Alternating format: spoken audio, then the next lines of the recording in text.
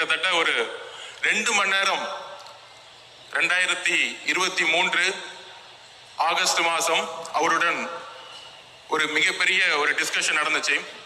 அப்ப நான் என்னை பத்தி சொல்லும் பொழுது 5 வயதில் என்னுடைய தாயோடைய தற்கொலையை என் கண் முன்னாடி நான் பார்த்தவன். அதற்கு முக்கிய காரணம்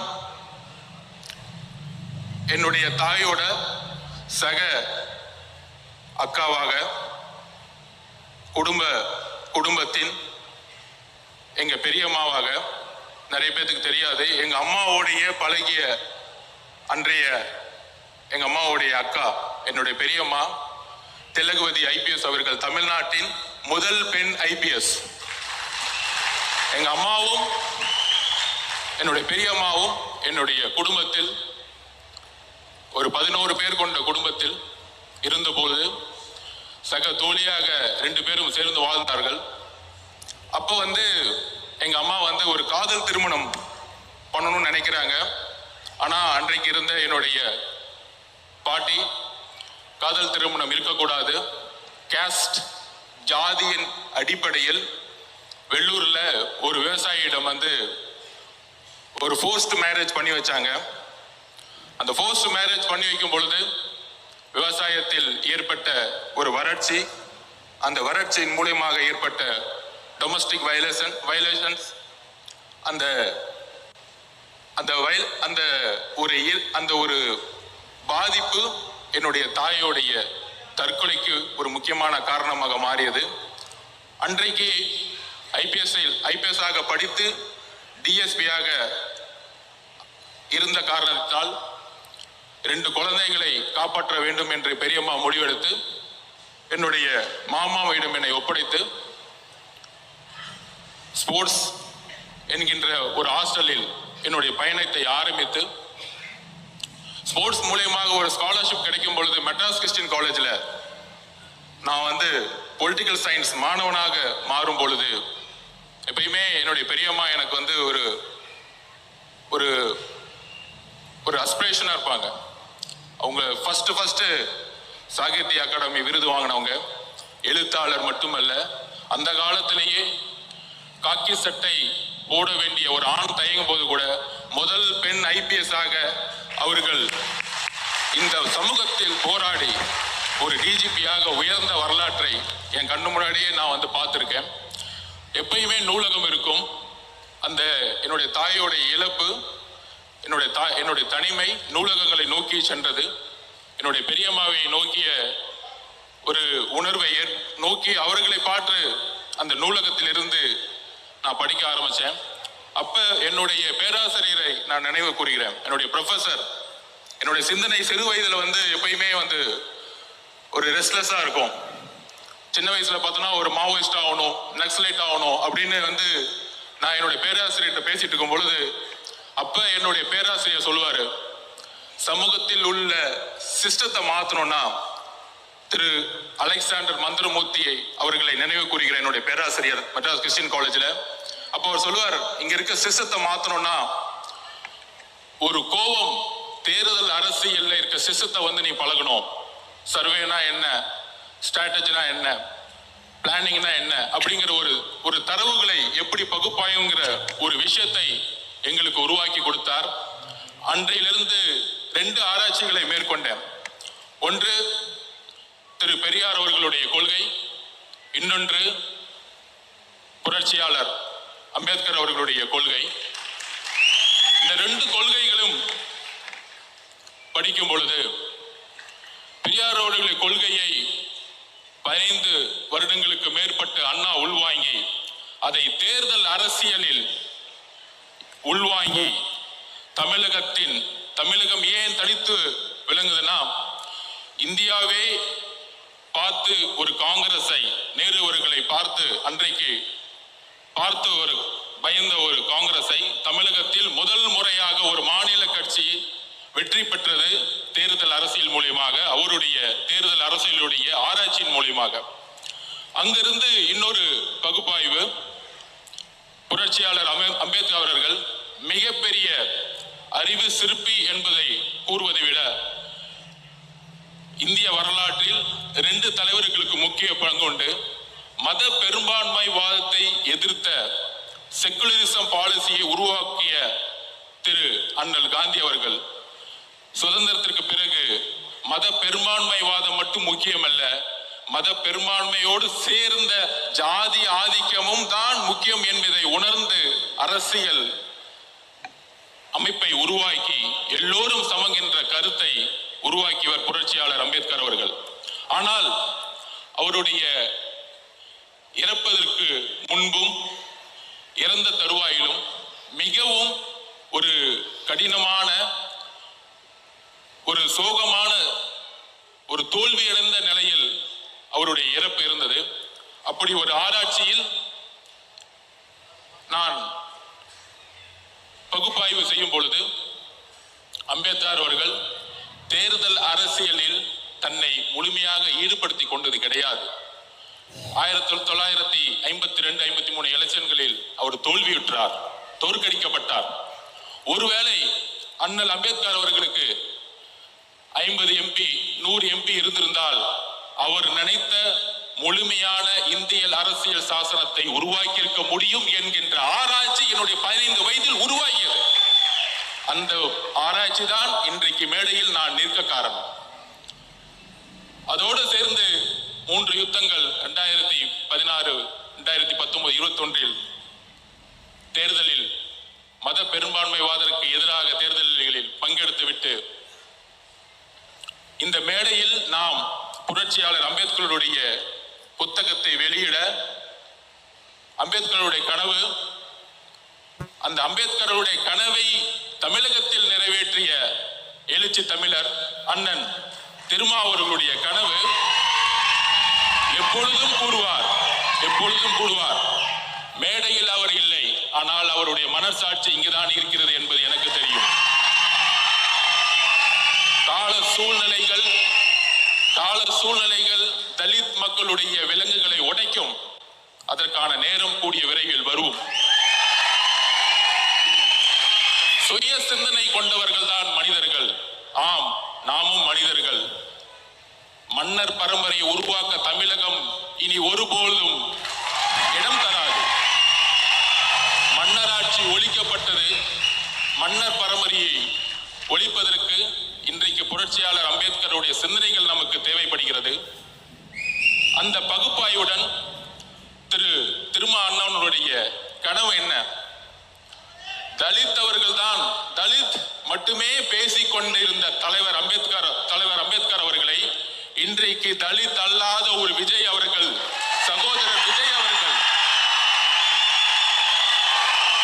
வெளியிடுவது என்பது புரட்சியாளர் அம்பேத்கர் அவர்களுடைய அண்ணன் திருமா அவர்களுடைய கனவு இன்று விகடன் மூலம் நிறைவேற்றப்பட்டிருக்கிறது.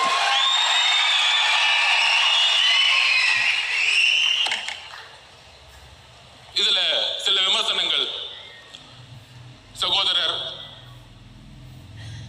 விஜய் அவர்களுக்கு அரசியல் தெரியுமா? அவருக்கு கொள்கைகள் தெரியுமா? கொள்கைகள் பேசிய பல கட்சிகள் ஏன் அம்பேத்கரை இதுவரைக்கும் மேடையில் ஏற்றவில்லை?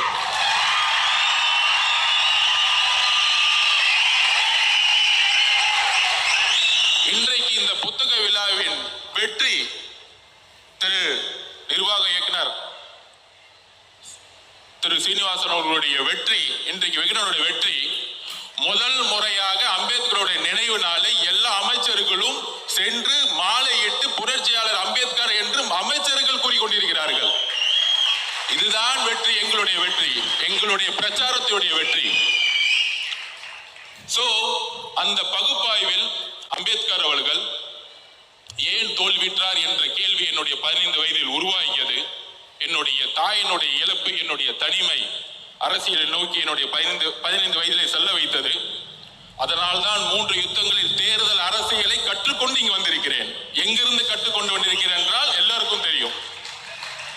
சோ சில விமர்சனங்கள் அதற்கு பதில் சொல்வதை விட 2026 தேர்தலுக்கான பணிகள் 2026க்கான தேர்தலுக்கான பணிகள் மன்னர் ஆட்சியை ஒழிக்க வேண்டும்.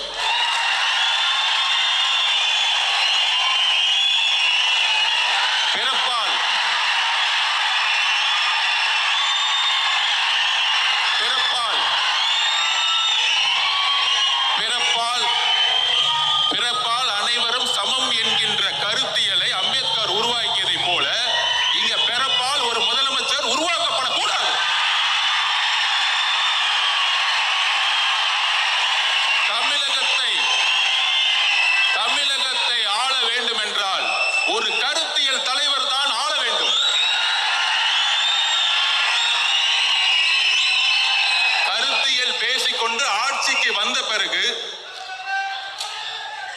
ஒரே ஒரு பதிவை செல்கிறேன். மத பெரும்பான்மைவாதம் பேசிக்கொண்டு இங்க இருக்கக்கூடிய நம்மில் ஒரு யுத்தியை உருவாக்க வேண்டும். 2014 ஏன் பிஜேபி வெற்றி பெற்றது?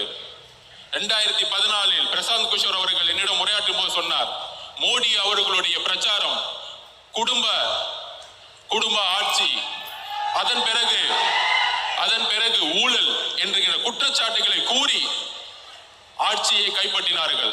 இன்றைக்கு வரைக்கும் பிஜேபி யாராலும் வெல்ல முடியவில்லை. அதே போல்தான் தமிழகத்தில் மதம் ஜாதி என்கின்ற தத்துவத்துடன் ஊழல் என்கின்ற ஒரு விஷயத்தை ஏன் உருவாக்க மாட்டேங்கிறோம்? அதுதான் என்னுடைய தாயோடைய இழப்புக்கு விவசாயியோடைய ஒரு விவசாயி வீட்டுல ஒரு தாய் இழக்கிறாங்க. என் தாய் விவசாயம் இருக்கும் போது இறந்திருக்காங்க, தற்கொலை பண்ணிருக்காங்க. இதுதான் உண்மை. இந்த உண்மையை நான் இன்னைக்கு டிக்ளேர் பண்றேன். என்னுடைய பெரியம்மா தெலுங்கு ஐபிஎஸ் முன்னாடி நானே ஒரு சாட்சி. அப்படி இருக்கும் பொழுது ஊழல்ங்கிற ஒரு விஷயத்தை நாம் கடந்து சென்றுகிட்டு இருக்கோம். தமிழ்நாடு ஊழலை கடந்து சென்றுகிட்டு இருக்கு.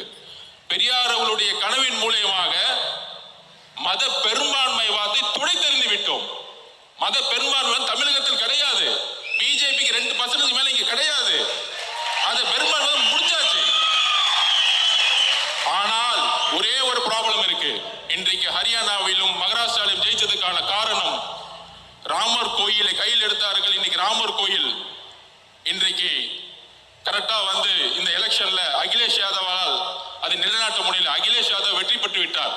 ஒரு தலித்தை பொது தொகுதியில் நிறுத்தி வெற்றி பெற வைத்து ராமர் கோயில் என்ற ஒரு தத்துவத்தை உடைத்து விட்டார்.